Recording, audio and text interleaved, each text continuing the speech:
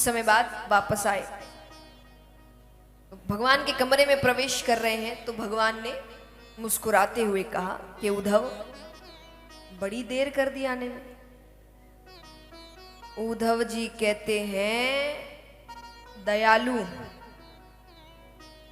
कृपालु,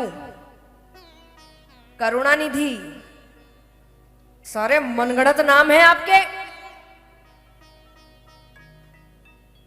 ये सब आपने खुद ने रखे हैं।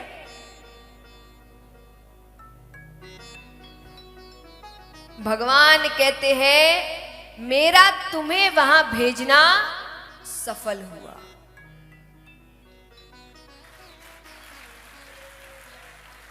वरना उद्धव जी को किस बात का गुस्सा, वो तो भगवान के पास ही रहते थे हमेशा, पर आज वो इतने गुस्से में है मानो वो नहीं बोल रहे, गोपियां बोल रही है। यानी वो प्रेम उन तक पहुंच गया। तो भगवान कहते तुम्हें भेजना मेरा सफल हुआ, क्योंकि इस लहजे में मुझसे केवल गोपियां बात कर सकती हैं।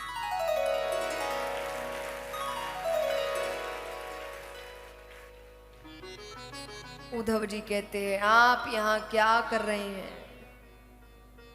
उन प्रेमियों को छोड़कर आप यहां क्यों रुके हैं? अरे भगवान कहते हैं, मैं नहीं जा सकता। कंस की मृत्यु के बाद कंस का ससुर जरासंध बार बार आक्रमण कर रहा है। अरे मथुरा में सैनिक है, हथियार है, महल है, किले हैं, तो वो हार कर चला जाता है। वहां तो कुछ नहीं है। एक आक्रमण हुआ और पूरी ब्रजभूमि खत्म हो जाएगी। तो बोले कभी कभी मिलने चले जाइए। बोले वो भी खतरनाक है कि अगर उसे भनक भी लग गई कि मेरी प्रीति है वहां, तो मुझे मानसिक पीड़ा पहुंचाने के लिए वो वहां के लोगों को परेशान करेगा। तो एक काम करिए, उन सबको यहां ले आइए। भगवान कहते वो और खराब है, क्योंकि मैं वहां एक ग्वाला था। क्या था? भगवान इतना अच्छा उदाहरण देते हैं कि गोकुल या वृंदावन के कृष्ण में और मथुरा के कृष्ण में क्या अंतर है। भगवान कहते हैं, यहां सुबह उठ के जब वसुदेव जी के चरण छूता हूं ना, तो वो ठीक से आशीर्वाद भी नहीं देते। वो डरते हैं कि आशीर्वाद दूं कि नहीं दूं, क्योंकि वो मेरा स्वरूप जानते हैं। वहां नंद बाबा की जूतियां मैं अपने सर पर रखता था।